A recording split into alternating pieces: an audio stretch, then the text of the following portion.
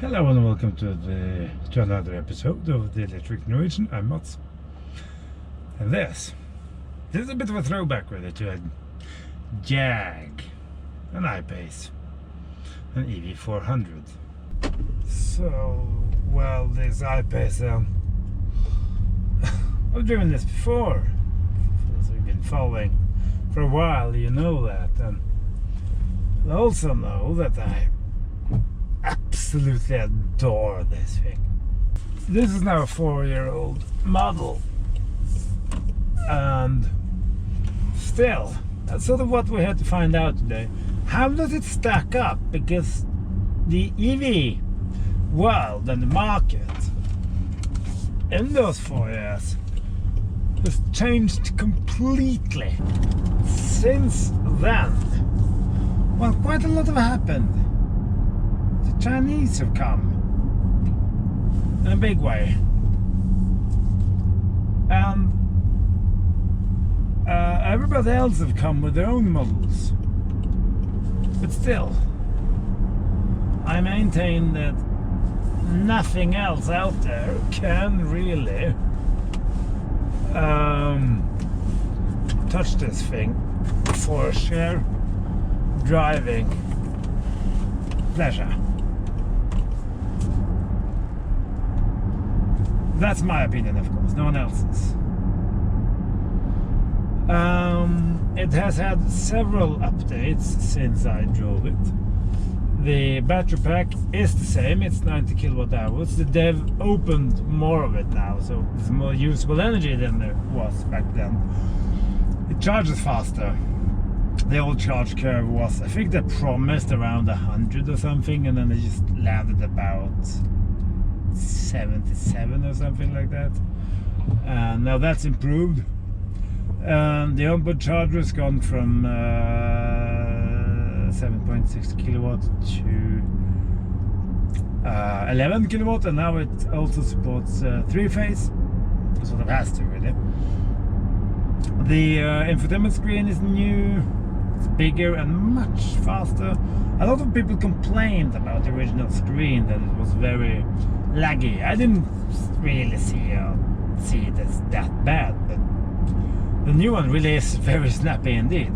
And there's done some changes to the instrument cluster.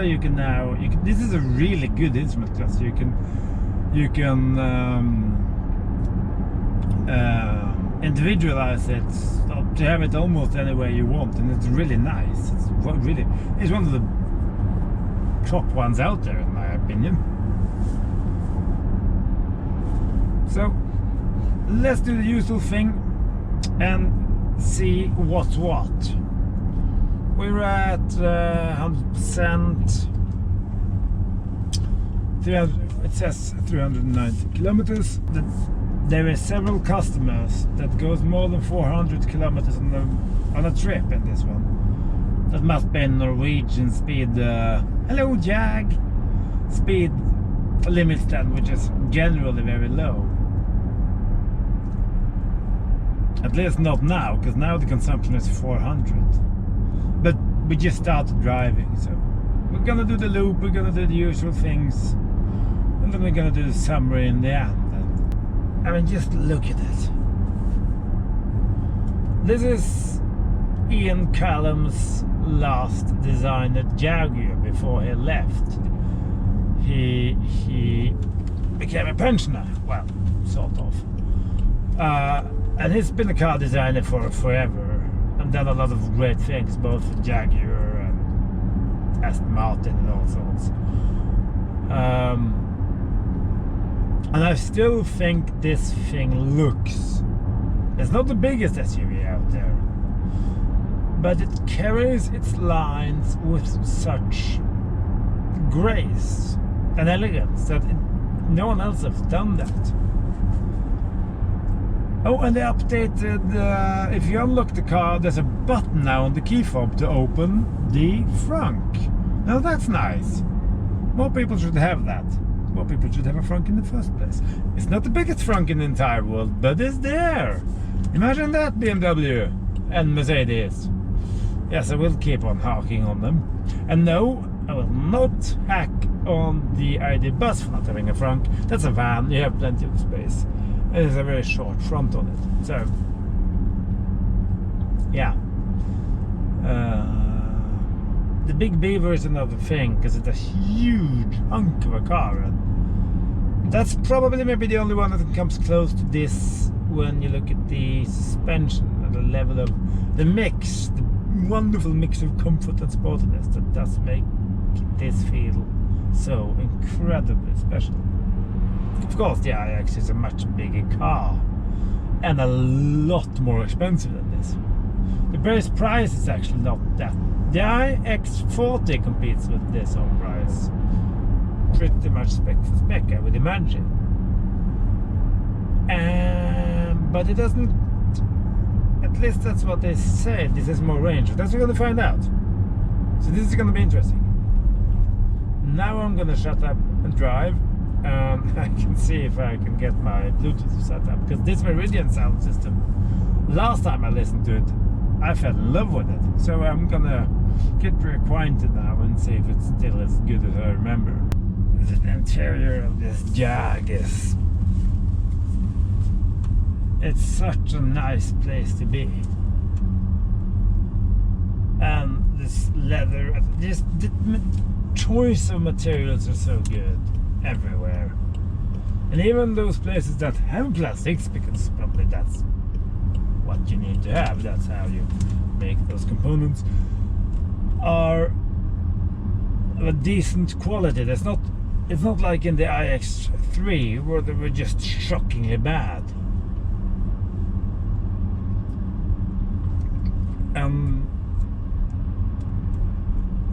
The car feels right size. It's not,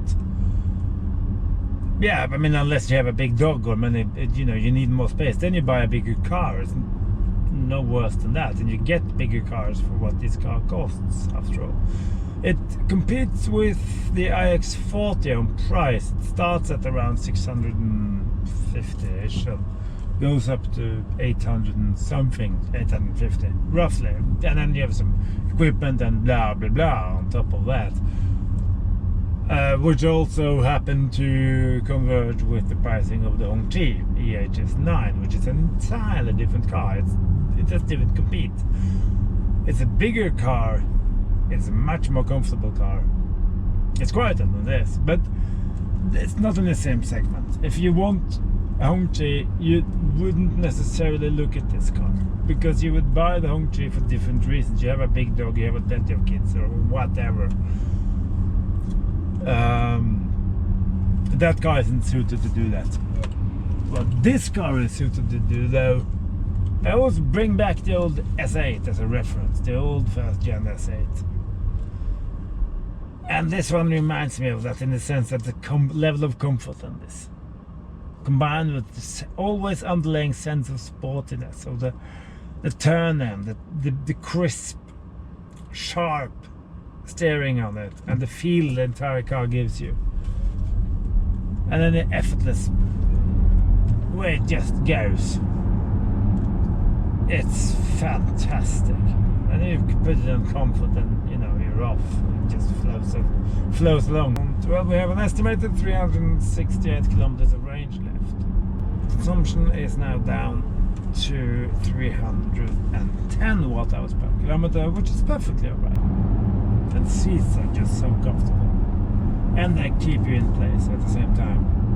Steering is sort of heavy, very direct, but it always gives you feedback, so you always know what the front wheels are up to, unlike some cars. The rear seats are, but this isn't a big car, it's not huge. So I fit behind myself, I can sit relatively comfortably, but not for 5 hours. But if I moved my seat a bit forward, I would still sit comfortably in the front, and the rear passenger will be okay too. Plenty of headroom, that's not a problem. And I also have integrated phone chargers in the backrest of the front seat. So yeah, very clever.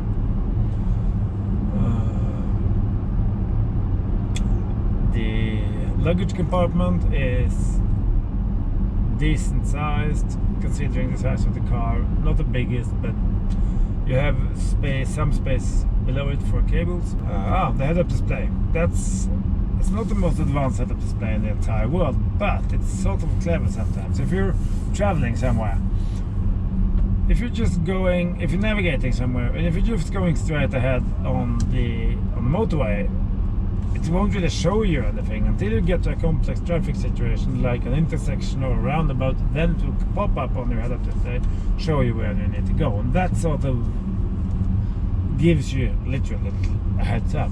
But it's smart because it doesn't distract you when you don't need it to. And I really like that. I like that functionality a lot. What's it called? Navigation. It just pops up your fast charge points and all of that stuff. When I don't know if this has preheat. I would probably, maybe it has gotten it. The salesman didn't tell me, and I have no idea. Now I'm gonna try charging it. Navigated to the charger, plugged in 60, 70 kilowatt and around 65 or something like that, if averaged out on. So a classic example of a cold gate, no preheat. But hey, it's a flat charge curve. That's something. That's always a nice thing. It charges quicker when it's a little bit hotter outside. Now it's around -1 degree or 0 thereabout. So a classic example of a cold gate there. A few announcements to come with, by the way. I've passed 500 subscribers, which is bonkers that 500 people think it's valuable to listen to me yab on about anything, really. Thank you a lot, everyone. I don't do this for the subs, I do this for the fun of it. But that's also one of the reasons why it's been a bit off and on content-wise, simply because no one gets new cars anymore, because deliveries are off. So deliveries of demonstrators are off and out and moved out 2 weeks everywhere, and I just haven't just really struggled with getting hold of stuff. But thanks everyone, and thanks for the questions, and I really, wow, I'm just flabbergasted, really. Actually lost for words for once. I don't want to talk politics, but the situation in Ukraine is just absurd, and that's pushed car deliveries even further out. I spoke with the salesman at the Jaguar dealership, and he said that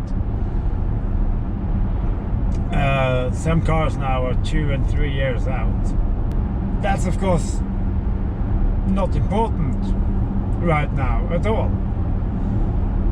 Neither is this car in the big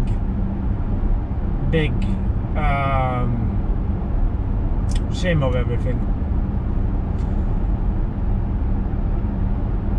I do hope this conflict gets solved soon and that it just doesn't escalate. It's been quiet in Europe for the last 70, 80 years or so.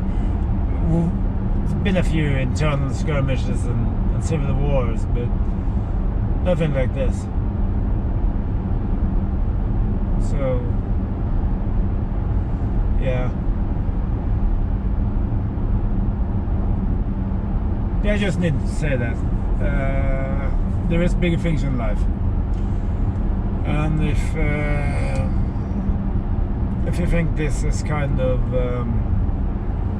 first world problem right now to complain on tire noise and interior plastics here, you're absolutely right. Yeah, cars.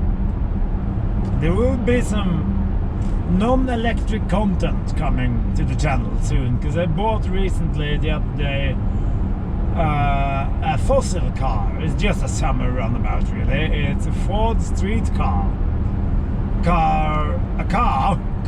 which all of you forgot about, including me. Actually, a friend of mine tipped me off of it, and I forgot that one. Yeah, that's a bit cool.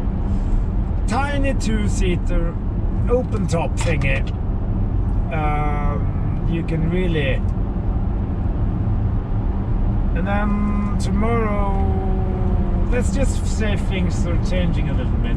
Not because I'm making any money off this, That is just simply because I've come into a position now where I can keep a secondary car as a mere side project for fun.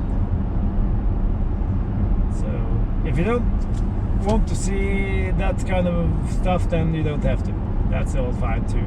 Now we're at the motorway and cruising at 120 kilometers an hour. Indicated 305 kilometers range left. We're at, I don't know exactly where we are. I think we're at around 80% maybe, roughly. We have a consumption of 269, but it's a bit higher now because it just accelerated. It was 230 something, but that was long ago, so it's improved considerably since last time I drove this car. Yeah, there's a bit of wind noise and a bit of tire noise, but it's not excessive in any way. This thing rolls on 20-inch rims, by the way. So, but this car sort of needs big rims, because I saw one once with 18-inch.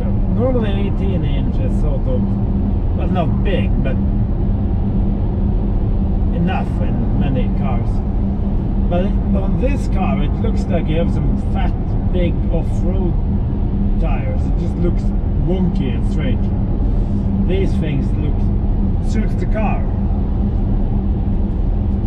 And then you sort of have to live with the fact that you get some noise thereafter. I can say that the Home G didn't, and the BMW iX don't. That's dead. Both of those are dead quiet, and the EQS is dead quiet. Yeah, but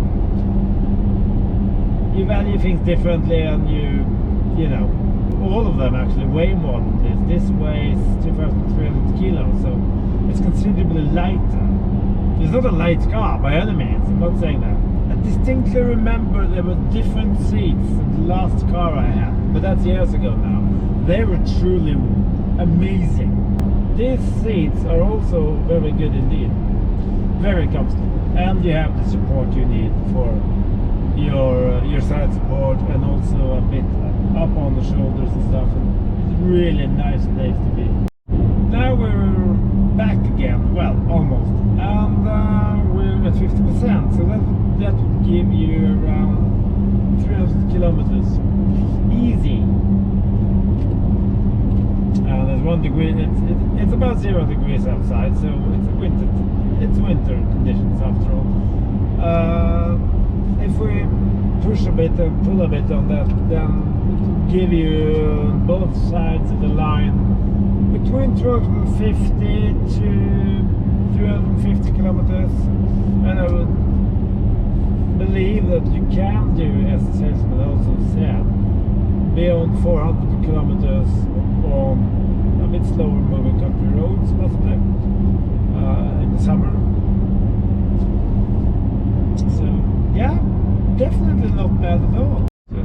To try and sum up the Jaguar I-Pace EV400, to give it its full name, it's the old cat isn't dead. It's still a fantastic drive.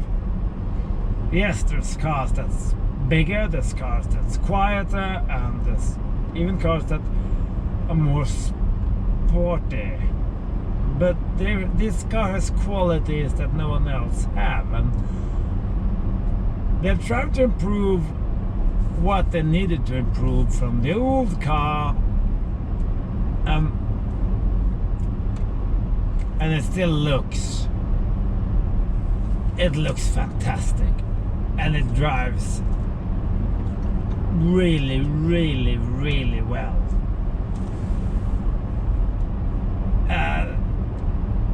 So I mean, I really would love to own one, but it's a bit expensive for now. Anyway, that's it. Thanks a lot for watching, and take care out there. And I'll see you in the next one. Bye bye.